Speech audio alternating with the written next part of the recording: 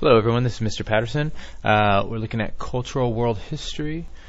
This is the end of contract 2, and we are talking about the Industrial Revolution in Great Britain. If you're listening to this, I'm going to start with the basic assumption that you've been following along. Last time where we left off, we talked a little bit about water, cotton, coal, and metals, especially in the country of England. Those four things, those four natural resources, things that are naturally occurring, are going to be coming together back in the 1800s, and that's one of the reasons why this Industrial Revolution began in England. When we start off today, I'd like to think just in the sense of reviewing a little bit about some of the basic things. So last time we talked about one of these, just a very simple water wheel. I know my art is not exactly the best thing in the world, but follow along. So I got this water wheel, and it's in my river, and as the river flows this way, my water wheel is going to be spinning. Attached to my wheel, as a good farmer always should, I've got a very nice looking barn. And if you remember last time, we're going to talk about how farmers figured out how to use these water wheels to, for instance, if I have wheat growing out here, maybe I've used this water wheel to put my wheat in here and it's ground my wheat up for me. Or maybe I'm using it here, instead of wheat, I'm growing cotton, and I can use that to power a spinning machine, and it's going to put out all of this nice clean cloth. There's all sorts of things I can use this power for. The key for understanding today is that this Industrial Revolution all begins on the farm. Once again, begins on farms. F-A-R-M-S. That's very important that you know that and that you really understand this concept. It's all about farming and agriculture. On the farms, when the farmers start figuring out that they can take existing natural resources and make basic machines for themselves, overnight almost, it completely starts revolutionizing how farmers do business. Some of the things that should be completely clear to you at this point are your four natural resources. That's water, cotton, coal, and metal. Water, cotton, coal, and metal. The reason that's so important is because this Industrial Revolution is not going to be happening without these four things. Number one, water. Water is so important because not just for drinking water, but also for growing my crops, for powering this water wheel for my machinery, for washing all my linens, my textiles they call it. That's your fabric that's being made. Water is also used for steam in the steam engines. Very important. My cotton, this is important because this is the first main industry where this takes off. Once farmers realize that I don't just have to have my daughters spinning all the wool and making the cotton, I can actually have a water wheel that spins it. And some of these water wheels, if you remember the video we saw before, spin it overnight as much as 200 workers could be doing. Once again, in one night I could have this machine doing what 200 workers would be able to do, which is crazy. It makes them a lot of money, and then in turn they take this same device and start tweaking it out and making all kinds of other things, like a railroad engine, like a steamship, machines to power all sorts of industries. Metals are crazy important because I'm going to take that metal and I'm going to melt it down and I'm going to use better products. So my wheel, instead of making it wood, I can make it out of metal, and I can get nuts and bolts and screws and all sorts of machine parts. In order to melt that metal down, though, I need coal, and coal is readily available. It's all over the English countryside. And so these four things, I can use my coal to melt my metals, to make machinery, to take all the way from spinning my cotton to actually making machines that will turn that cotton into fabrics and shirts and all sorts of things. I can't do that first without water. It's pretty simple. They all work together, and that's one of the ways that it begins on farms in England. Not necessarily overnight, but very rapidly. Once people start doing this, it transforms the way that business is done in England. Our standard, once again, looking at the effects of the Industrial Revolution. I want you to see some effects now, some changes. So we're going to switch gears a little bit. It's not just what caused the Industrial Revolution, but now some of the effects of the Industrial Revolution. Over here I have a more simplified version we're looking. or we're learning about ways that the Industrial Revolution affected the world in the 1800s. I want you to learn how to be self-directed, and you are going to grow academically and show this in your testing scores. I'm not showing you this just because you need to know it. This is something that is tested on, and it's very important that you understand the ways that our world is different because of all this. Your main idea, similar to last time, with many natural resources, with many workers, and with a lot of wealth, Great Britain, that's England, became the starting place of the Industrial Revolution. That's what's going on.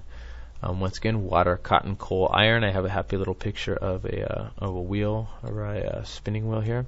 And then obviously those coals had to be dug out by someone, in this case little kids. Oftentimes in England they use small children to dig out the coal tunnels.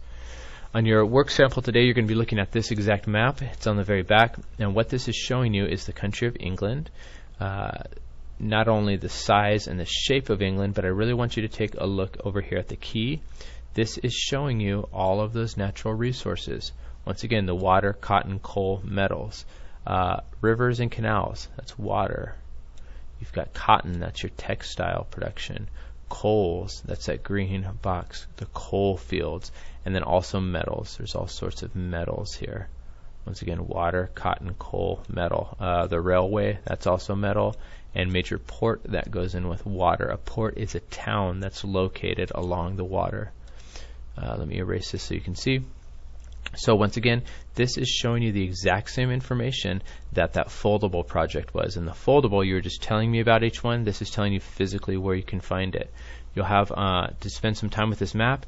Take a look at the different areas, these little black dots where the towns are. These towns, as you're going to notice, are going to start popping up all over areas, especially areas that have more natural resources than others. If you come out to a spot up here, for instance, in the very top that doesn't have a whole lot of stuff going on, guess what? You're not going to find a lot of towns. Here, not a whole lot of natural resources, not a lot of towns. When you come into the center of the map where there's all these resources, it's not surprising that you have towns popping up left and right all over. So you're going to look at this map and you'll have a couple of questions dealing with the map. At this point, you should be able to tell me that the Industrial Revolution clearly started in England. You'll sometimes see that called Great Britain also. What natural resources made the revolution start in that country? You better know by this point that it's all about water, cotton, coal, and metals. You're probably bored with hearing of that at this point, but you need to understand that, and that needs to be so solid in your brain that when you see it on a test, there should be no questions. Today, you'll also be looking in your textbook on page 378. You're going to see not necessarily a chart like this. I actually put this on your work sample. But starting off on page 378, you're going to look for 5 reasons why all of this happened in England before it happened anywhere else. 5 reasons why it happens in England before, say, France or Germany or Russia or Mexico or the United States. 5 reasons why it's going on specifically in England at the top of your work sample. All you need to do is just write those reasons right here in these boxes, okay?